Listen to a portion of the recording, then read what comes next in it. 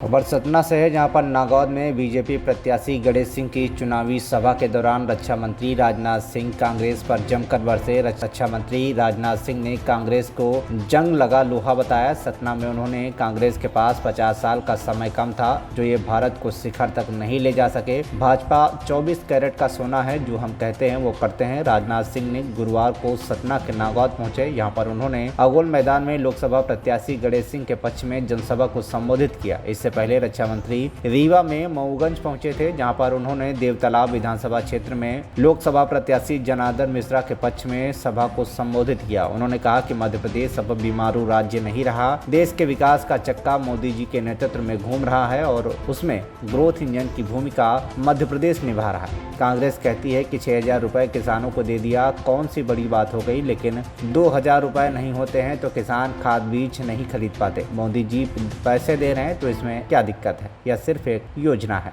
मेरे भाइयों, अपनी भारतीय जनता पार्टी के बारे में मैं कह सकता हूं, भारतीय जनता पार्टी 24 कैरेट की सोना है। बहनों भाइयों, 24 कैरेट की सोना। आप ये कहेंगे कि आप 24 कैरेट का सोना भारतीय जनता पार्टी को क्यों कह रहे हैं? क्या आपके यहां सारे लोग दूध के धोए हुए? मैं यह दावा नहीं करना चाहता कि भारतीय जनता पार्टी में सारे लोग दूध के धोए हुए, लेकिन इतनी बात मैं दावे के साथ कह सकता हूं, भारतीय जनता पार्टी से हिंदुस्तान की एक ऐसी राजनीतिक पार्टी है, जब भी चुनाव आता है अपने घोषणा पत्रों में जो भी वादे करती है वह भारतीय जनता पार्टी अक्षरशः अपने वादों को पूरा करती है। बहनों भाइयों, जो हम कहते हैं वह हम करते हैं। हमारी कथनी और करनी में कभी अंतर नहीं रहा है। इसीलिए मैं कहता हूं कि भारतीय जनता पार्टी एक 24 कैरेट की सोना के समान है। मैं यह दावा नहीं करना चाहता कि भारतीय जनता पार्टी में कोई झूठ बोलता ही नहीं है।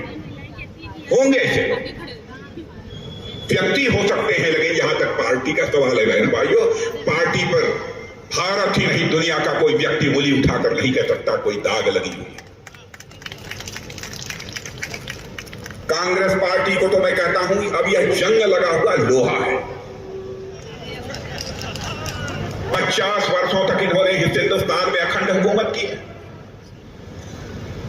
क्या भारत को शिखर तक नहीं ले जाया जा सकता था? 50 वर्षों का समय यह कम था? लेकिन आपने देखा कि हमारे प्रधानमंत्री मोदी जी ने 10 वर्ष के अंदर बहनों भाइयों करिश्मा करके दिखा दिया। कोई माने या ना माने, सारी दुनिया मानती है 10 वर्षों के अंदर भारत का कद सारी दुनिया में ऊंचा हुआ है। पहले हम विदेशों में जाते थे, यदि हम कुछ बोलते थे हमारी बातों को जिस गंभीरतापूर्वक लिया जाना चाहिए अंतर्राष्ट्रीय मंचों पर नहीं लिया जाता था, लेकिन आज यह हम अंतर्राष्ट्रीय मंचों पर कुछ बोलते हैं भारत के प्रतिनिधि के रूप में। बहनों भाइयों, सारी दुनिया कान खोलकर सुनती है कि भारत बोल क्या रहा है। यह भारत की हैसियत सारी दुनिया में बनी है। 50 वर्षों के शासनकाल में यह कांग्रेस पार्टी नहीं कर पाई, उसको करके हम लोगों ने दिखाया है। हम ऐसी राजनीतिक पार्टी हैं, भारत का विकास भी करना चाहते हैं, लेकिन भारत की विरासत को भी हम सुरक्षित रखना चाहते हैं। आप ये कहेंगे कि विरासत को कैसे सुरक्षित करेंगे आप? मैं बहुत सारे मंदिरों का, बहुत सारे पुरातत्व शेष, उनके जीर्णोद्धार का, उनके उत्थान का जो काम किया है उसकी बहुत विस्तार में जाकर यहां पर चर्चा नहीं करूंगा। मध्य प्रदेश में स्थित बाबा महाकाल की नगरी की यहां पर मैं चर्चा करना चाहूंगा। कभी पूरी दुनिया के लिए काल गणना का, समय की गणना का केंद्र कोई नगरी हुआ करती थी तो बाबा महाकाल की नगरी हुआ करती थी। इसके महत्व को कांग्रेस की सरकारों ने भुला दिया। मोदी जी की प्रेरणा से पहली बार ऐसा हुआ है कि पहली विक्रमादित्य घड़ी फिर से महाकाल की नगरी में स्थापित हुई है। बहनों भाई, यह भारत की समृद्ध विरासत की याद दिलाता है। वहीं यह उस कालचक्र का भी साक्षी बनेगा जो भारत को विकसित भारत बनाएगा। इसलिए मैं कह रहा हूं हम विकास भी करते हैं और साथ ही साथ अपनी विरासत को भी हम सुरक्षित रखते हैं। और ऐसी सरकार के ऊपर कांग्रेस के लोग तरह तरह के आरोप लगाते हैं।